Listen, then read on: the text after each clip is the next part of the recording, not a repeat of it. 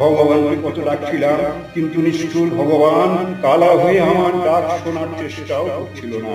একটু পরে দেখেছিলাম Subscribe. দুজন মাঝ বয়সী ছেলে এসে গোপালের ওই অবস্থা দেখে খুব চিৎকার করছিল।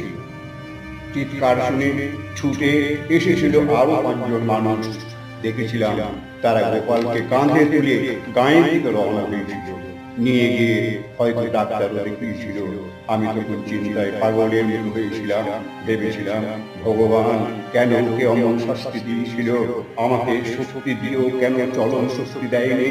কেন দেয়নি চিৎকার করে ডাকবার মতো ক্ষমতা?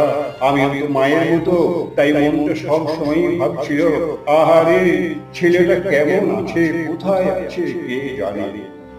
আমি আজ বেঁচে আছি, কিন্তু ছেলেটার কথা মনে পড়লে চোখের জলকে আর আমি ধরে রাখতে পারি না। নমস্কার।